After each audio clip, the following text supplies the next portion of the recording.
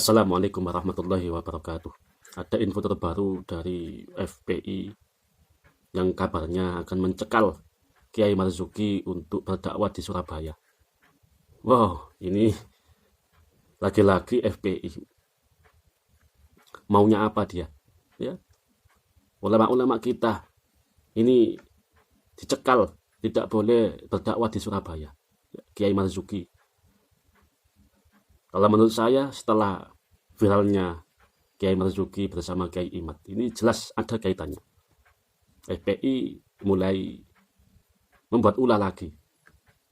Kita simak bagaimana edaran suratnya yang menunjukkan dengan terang-terangan mencekal Kiai Marzuki, dilarang masuk ke kota Surabaya, dilarang berdakwah di Surabaya.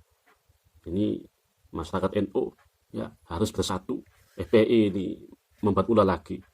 Salah satu organisasi yang sudah dicabut oleh pemerintah, tapi sekarang berubah nama Front Persaudaraan Islam. Meskipun Anda berganti baju, satu mall pun Anda ganti baju, kalau perilaku tidak dirubah, tidak akan bisa menjadi baik. Tetap ya, waspada. Front Persaudaraan Islam sama dengan FPI, organisasi terlarang di Indonesia. Kita harus bersama-sama bersatu untuk melawannya. Ya, ini kiai kita mau dicekal seenaknya dia. Ya, kita simak bagaimana penjelasan dari Kiai Wulung kalau nggak salah ya, Tunggul Wulung, channel Kiai Tunggul Wulung. Dia memaparkan bagaimana isi edaran pencekalan Kiai Marzuki. Kita simak bersama-sama. Berikut videonya. Gak pernah dengar Indonesia Merit Karim. Menyakitkan sekali itu bagi siapapun. Gak cukup. Assalamualaikum warahmatullahi wabarakatuh. Alhamdulillah wa syukurillah la ni'matillah la hawla wa la quwata illa billah. Allahumma salli ala sayyidina Muhammad wa ala ali sayyidina Muhammad. Qala Allah ta'ala fi kitabihil karim. A'udzu billahi minasyaitonir rajim. Bismillahirrahmanirrahim. Innama yuridullahu liyudhibankum rijsa ahlal baiti wa yutahhirakum tathira. Sahabat-sahabat sekalian, belum lama ini ada edaran yang dikeluarkan atau pernyataan sikap yang dikeluarkan oleh Front Persaudaraan Islam. Sebagaimana kita ketahui, Front Persaudaraan Islam ini merupakan reinkarnasi dari Front Pembela Islam. Bukan pakai H ya, jangan dibaca Front Pembelah Islam. Masalah kenyataan bagaimana Anda punya hak untuk menilai.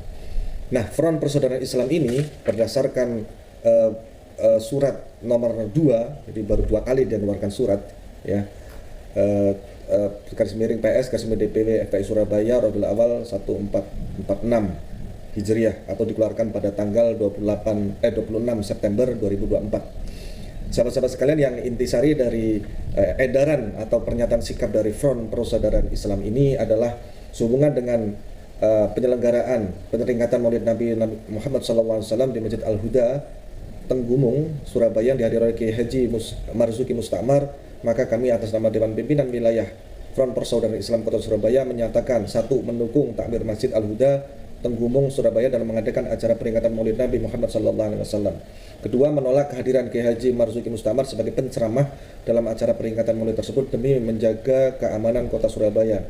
3. Tetap menjaga Kota Surabaya yang sudah kondusif, aman dan tentram dari hal-hal yang merusak Kota Surabaya. Ditandatangani oleh Ketua Tanfid Ustadz Abdul Wahid Murtadho, Sekretaris Wilayah, distempel oleh Ketua, kemudian Sekretaris Wilayah Haji Ahmad Yasin, Surabaya 26 September 2024. Ya, kita teliti nih surat ini.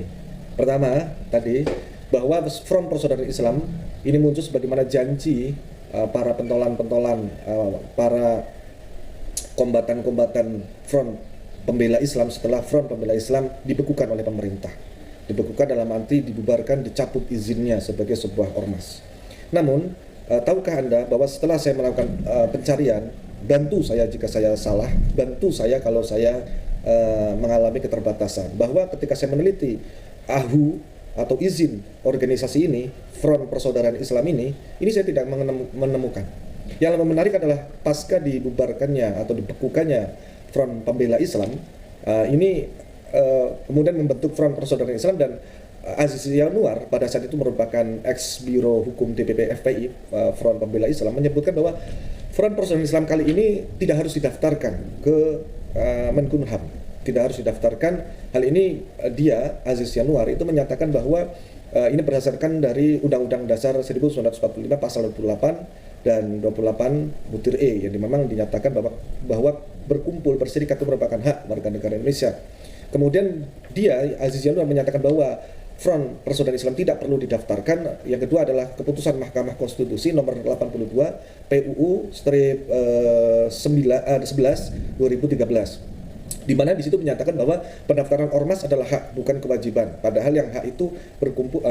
Padahal kalau dari undang-undang yang menjadi hak warga negara adalah berkumpul berserikat, bukan menyelenggarakan sebuah organisasi yang terstruktur, apalagi sampai berani-beraninya mengeluarkan surat seperti ini. Yang artinya apa? Ketika sudah seperti ini, wajib suatu ormas itu setidaknya itu melaporkan. Ya, nanti memang ada ormas yang terdaftar, ada ormas yang tidak terdaftar. Tetapi kalau sudah menyatakan terorganisir seperti ini, apalagi memerlukan larangan bagi seorang WNI yang tidak memiliki catatan masalah dengan Republik ini, NKRI, tidak punya masalah dengan keamanan di Surabaya. Buktikan catatannya kepada saya apabila Kiai Marzuki pernah melakukan ajakan untuk melakukan persekusi, ajakan untuk melakukan pembidikan kepada orang-orang untuk dilakukan tindakan-tindakan kekerasan sepihak. Tidak ada.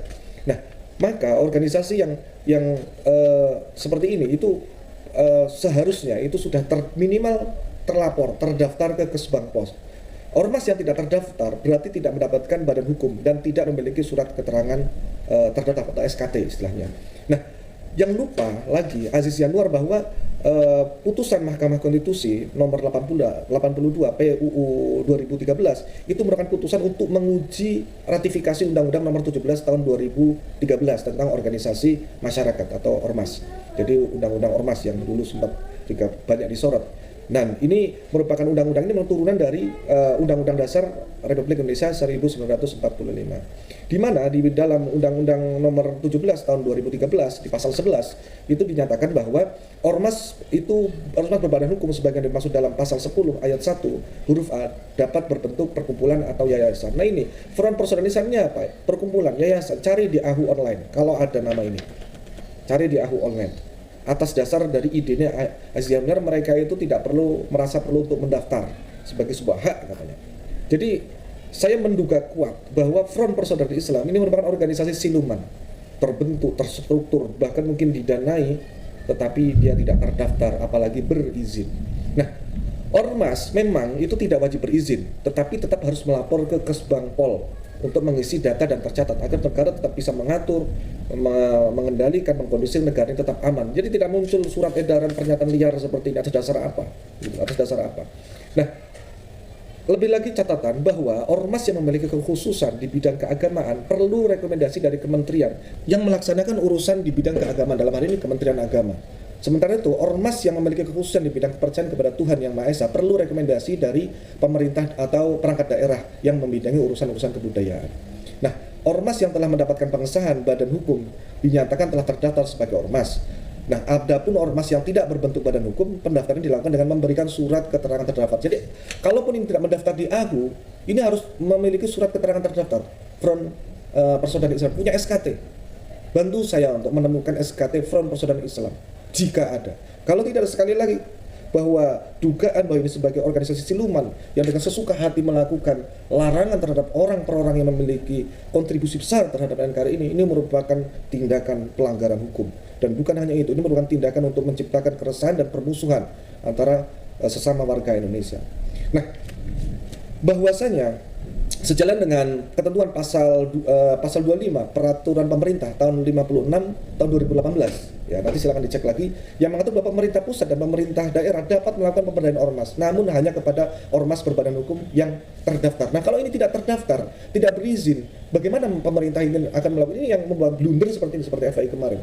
Gimana mau dibubarkan kalau tidak terdaftar atas dasar seperti itu loh? Padahal kumpulan-kumpulan orang seperti ini rawan sekali dan besar sekali kemungkinan untuk ditunggangi atau dimanfaatkan oleh orang-orang yang tidak bertanggung jawab atas dasar apapun, bahkan oleh siapapun, dalam negeri luar negeri. Rawan sekali. Ini harus mendapat sorotan yang seperti ini. Nah, dalam putusan MK 82 tahun 2013 yang dijadikan dasar Aziz Yanuar tadi, itu merupakan sebetulnya tinjauan dari Muhammadiyah ketika ingin melakukan uji materi terhadap undang-undang tentang ormas tadi di atas, bahwasanya MK juga berpendapat bahwa kebebasan prinsip berkumpul dan bersikap suatu ormas yang tidak mendaftarkan diri pada instansi pemerintah yang berwenang tidak mendapatkan pelayanan dari pemerintah atau negara, tetapi negara tidak dapat menetapkan ormas tersebut sebagai ormas terlarang. Jadi ini memang tidak bisa serta-merta yang tidak terdaftar, tidak berizin, lantas organisasi terlarang, ya tidak. Kalau begitu nanti organisasi kumpulan tahlil dan sebagainya bisa menjadi organisasi dilarang gitu loh. Memang tidak terlarang, organisasi tidak terdaftar, tidak terdaftar, kemudian dia itu tidak berizin, ya kan, tidak serta-merta organisasi terlarang. Namun dapat dilarang apabila organisasi itu kemudian cenderung mengganggu keamanan ketertiban umum atau melakukan pelanggaran hukum. Coba ini, kegiatan Maulid Nabi dilarang penceramahnya. Sementara penceramah itu tidak memiliki track record yang buruk terhadap negara kesatuan Republik Indonesia. Tidak menimbulkan keamanan yang nyata. Cari data coba.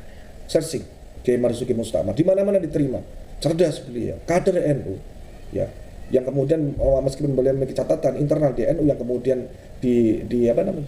dilepaskan jabatannya, itu semata-mata internal PBNU, ya, tidak ada kaitan dengan masyarakat luar, dan diterima dari Sabang sampai Papua, ya, dari Sumatera sampai Papua, bahkan keluar negeri beliau ini. Teman-teman sekalian, sahabat-sahabat sekalian, nah, ormas ya seperti Persaudaraan Islam ini walaupun tidak berizin, tidak terdaftar, ini bisa dilarang ya berdasarkan putusan pasal 29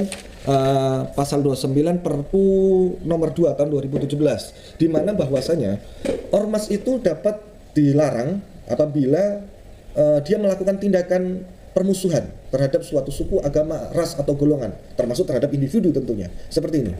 Apa dasarnya dia melarang? Apa buktinya kok menuduh Kiai Marzuki Mustamar dengan dasar menjaga kota Surabaya supaya kondusif? Apa? Emang Surabaya selama ini tidak kondusif? Beliau itu hilir mudik Surabaya itu melalui jalan tol itu berkali-kali, bahkan satu bulan itu bisa mungkin lebih dari 10 kali. Nah, jadi organisasi siluman seperti ini, yang saya duga siluman ini rawan sekali untuk ditunggangi. Kedepannya FPI Reborn ini ya reinkarnasi dari FPI ini sangat patut disorot ya, sangat patut di seluruh Indonesia. Mereka tidak saya cari tidak berizin ya. Masalah terdaftar tidaknya seharusnya ada di KOP-nya biasanya. Ini tidak ada. Selain ormas itu bisa dilarang, selain menimbulkan permusuhan antar ras, bangsa, golongan, kedua itu melakukan penyalahgunaan atau penistaan, penodaan terhadap agama yang dianut Indonesia. Sekali lagi, FPI sebagai sayap dari Ba'alawi, ini sebagai organisasi yang menjadi sayap tempur, sayap gempur yang selama ini berkiblat kepada kaum Ba'alawi, sama juru pukulnya. Nah, apabila Ba'alawi sendiri yang mengklaim sebagai keturunan Rasulullah itu ternyata tidak terbukti, bahkan diduga kuat melakukan pembohongan publik karena tidak terbukti secara ilmiah, dan mereka masih membela orang-orang yang seperti itu, yang diduga kuat juga melakukan kolonialisasi spiritual kepada bangsa Indonesia, kepada mental bangsa Indonesia. Pernah dengar Indonesia Milik Karim? Menyakitkan sekali itu bagi siapapun. Nggak cuma hanya bagi orang nasionalis, bagi orang religius, bagi kalangan santri umat Islam Indonesia yang ikut mempertahankan negara ini, itu penghinaan besar. Itu bermasalah besar itu. Yang saya duga ini bukan hanya ucapan individu saja yang melalui cara, tapi bisa jadi ini ada ajarannya di kitab-kitab mereka sebagaimana khurafat-khurafat yang lainnya. Ketiga, melakukan tindakan kekerasan, mengganggu ketertiban dan ketertiban umum dan merusak fasilitas umum, fasilitas sosial. Justru surat pernyataan sikap ini bagi saya bisa menjadi dasar bahwa mereka menimbulkan ketidaknyamanan bagi masyarakat Surabaya, menghalangi edukasi bagi masyarakat Surabaya. Ini justru yang tadi pernyataan sikap ini bisa menjadi dasar pelarangan organisasi persaudaraan Islam. Nah, ini sudah sesuai dengan ketentuan undang-undang. Kalau memang tidak, ya surat ini dinyatakan sebaiknya dilakukan pendaftaran dulu deh ya, sebelum berani melarang begini, apalagi di masyarakat Surabaya yang santri, yang basis penyebaran Islam ya, oleh Kanjeng Sunan Ampel. Ini menurut saya sangat menodai, ya, menghalangi edukasi masyarakat Surabaya, menghalangi seseorang untuk memberikan pencerahan terhadap keutuhan NKRI.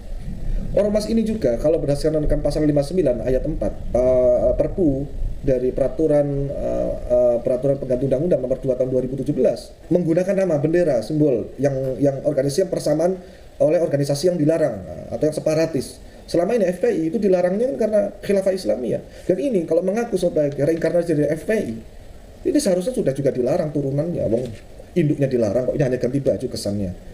Nah, melakukan kegiatan yang separatis. Yang ketiga, menganut, mengembangkan, menyebarkan paham yang bertentangan dengan Pancasila. yang begini ini ini mengganggu persatuan Indonesia tidak seperti ini ya. Ketika seseorang itu kok ingin melakukan edukasi, Kiai Marzuki sekarang ini termasuk orang-orang yang tercerahkan, sebagaimana banyak kiai-kiai, banyak birokrat, banyak akademisi yang tercerahkan dengan ini.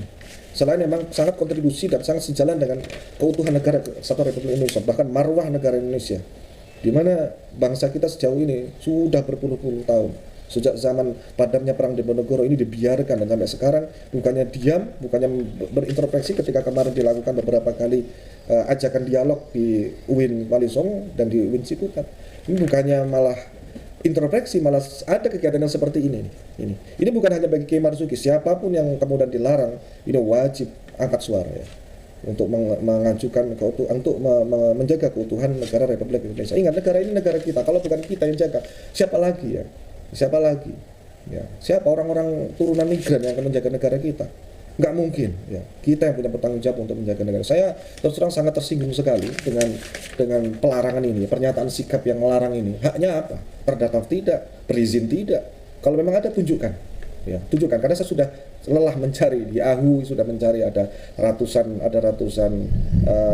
dengan kata nama Front Persaudaraan, tapi saya mencari kok tidak ditemukan. Ya. Jika ada ini, surat ini bisa dasar bagi polisi, bagi aparat keamanan untuk melakukan litsus ya, penelitian khusus terhadap organisasi ini. Tindak, ya, jangan sampai mereka memanfaatkan transisi kepemimpinan ini melakukan sesuka sendiri di atas republik ini. Siapapun mereka dan siapa pendananya, siapa yang punya ide seperti itu. Jika ini sampai terjadi pelarangan ini kepada Kiai Marzuki, ini nanti menjadi kias, menjadi analogi di seluruh Indonesia akan terjadi kemunduran peradaban. Demikian teman-teman sekalian, saya harap semuanya tidak boleh diam ya, karena ini sudah terkait dengan pelarangan warga negara untuk melakukan edukasi terhadap neokolonialisme yang ada di negara kita. Dan bagaimana tanggapan Anda? Bagaimana sikap Anda terhadap yang seperti ini? Dan ini hari ini terjadi di Surabaya, menimpa fitnah seperti ini, menimpa masyarakat Surabaya, menimpa Kiai Marzuki Mustamar. Bukannya tidak mungkin nanti di kota Anda akan begitu. Jangan diam ya. Sikap Anda menentukan siapa Anda ya. Sikap Anda menentukan siapa jati diri Anda. Jangan permalukan leluhur kita yang sudah memperjuangkan negara ini menjadi negara yang merdeka seutuhnya, berdaulat. Kegiatan-kegiatan seperti ini, pelarangan pernyataan sikap yang kontraproduktif seperti ini terhadap intelektual bangsa Indonesia jelas harus mendapatkan perhatian serius dan disikap tegas. Jika perlu orang seperti ini ya mendapat ini soft terapi ya, dari masyarakat. Apalagi ini bagi masyarakat Surabaya. Apa yang mereka takutkan dari Kiai Marzuki? Apa yang mereka takutkan? Ya. Kami semua, saya yang di Jawa Tengah, orang-orang di luar Jawa, orang-orang di luar Indonesia merasakan kedalaman, ketinggian, baik ilmu pun akhlak dari Kiai Marzuki Mustamar. Beliau orang yang sangat mulia dan sangat dimuliakan. Tidak ada catatan sekali beliau pernah sekalipun mengkhianati umatnya, mengkhianati Indonesia. Sementara organisasi yang begini tidak berizin seperti ini. Ini justru bisa menjadi bumerang bagi Anda yang mengeluarkan ini. Ya. Bisa menjadi bumerang. Ya. Demikian dari saya tunggu respon Anda di kolom komentar dan bagikan ini kepada siapapun yang memiliki keberanian untuk menjaga keutuhan negara kesatuan Republik Indonesia yang tidak bisa diganggu-gugat kedaulatannya oleh apapun, oleh siapapun. Merdeka. Assalamualaikum warahmatullahi wabarakatuh. Bagaimana video dari Kiai tersebut? Sangat jelas kan? PPI berulah lagi mau mencekal Kiai kita, ya, Kiai NU. Kita harus bersatu lawan dia. Jangan kasih ruang. Kalau bisa, bubarkan seakar-akarnya. Kita rontokkan. Ya. Bubarkan seakar-akarnya. Jangan sampai dia berulah lagi. Masyarakat kita itu sudah damai. FPI berulah lagi. Ya. Sekian dari saya. Saya akhiri. Wassalamualaikum warahmatullahi wabarakatuh.